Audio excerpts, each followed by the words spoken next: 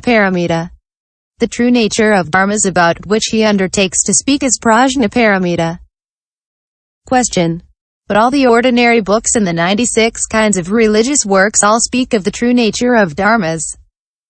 In this Sravaka Pitaka also it is a matter of the true nature of dharmas.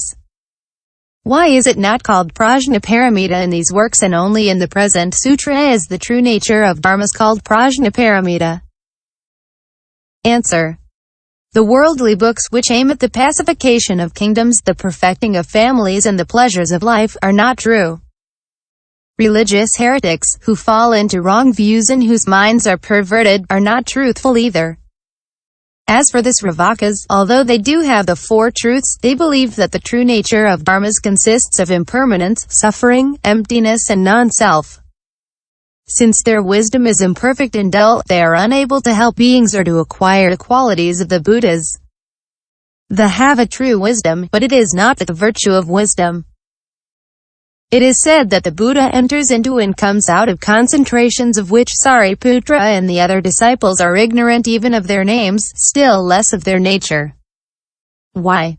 At the time of their first resolution, the arhats and pratyekabuddhas do not have the great vows, do not have great loving kindness or great compassion, do not seek all the qualities of the Buddhas, do not honor all the Buddhas of the 3 times and the 10 directions. They do not sincerely seek to understand the true nature of dharmas, for they seek only to escape from the suffering of old age, sickness and death.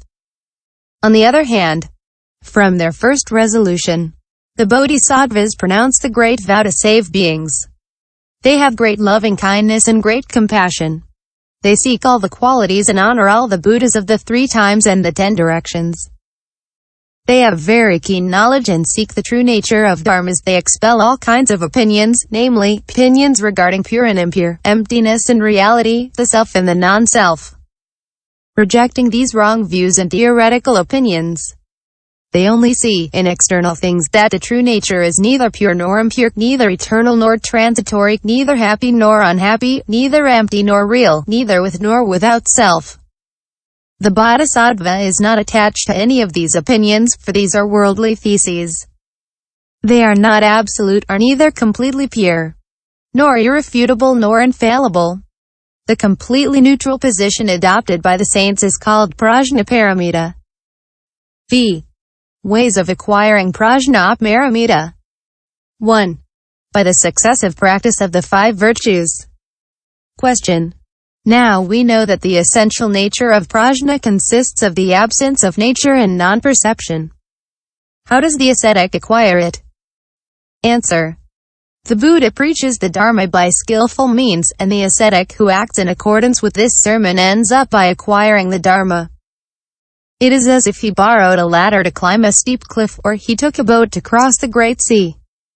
From his first resolution, the bodhisattva hears it said by the Buddha, by a disciple or in a sutra, that all dharmas are absolutely empty, that they have no defined nature to which one can adhere or in which one can believe, that the absolute dharma destroys all futile proliferation, and that nirvana is safety par excellence.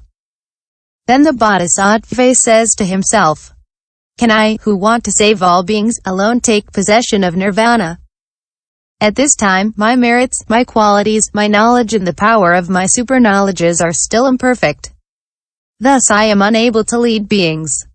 First I should complete the causes and conditions. Then he practices the 5 virtues, beginning with generosity. 1. By material gifts, he gains great wealth. By the gift of the Dharma, he acquires great wisdom.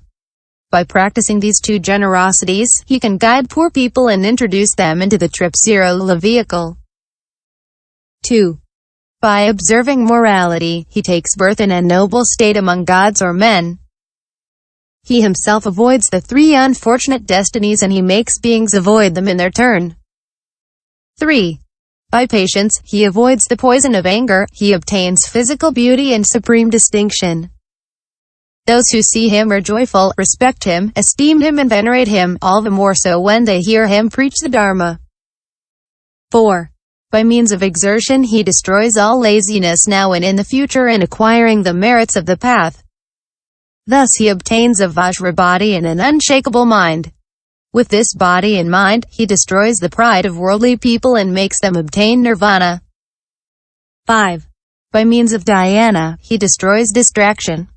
He escapes from the 5 desires and guilty pleasures and teaches others to avoid them. Dhyana is the basis of prajñā. The latter arises spontaneously when the virtue of dhyana is relied upon. A sutra says, "The one-pointed and concentrated bhikksu is able to contemplate the true nature of dharmas." Furthermore, the bodhisattva knows that the world of desire abounds in sins of avarice and greed that keep shut the doors of good. By practicing the virtue of generosity, he destroys these 2 faults and opens the doors of good. Wishing to keep the doors open always, he practices the 10 good paths of action. But by the virtue of morality, he does not obtain dhyana and wisdom, because, not having eliminated the desires, he is violating the virtue of morality. This is why he practices patience. He knows that by the first 3 virtues, generosity, morality and patience, he can open the gates of merit. Besides, he knows that the fruit of retribution is not eternal and that after enjoying bliss among the gods and humans, one will fall back down into suffering. Disgusted with these transitory merits, the bodhisattva seeks the true nature or prajñā. How will he obtain it? He will certainly succeed in obtaining it by mind concentration. To lay hold of the precious pearls of the Naga kings, one must watch attentively not to disturb the Naga. Thus one will obtain a jambudvibha of value. In the same way, by attentiveness and dhyana, the bodhisattva avoids the 5 desires and the 5 obstacles. To obtain spiritual joy, he makes use of great exertion.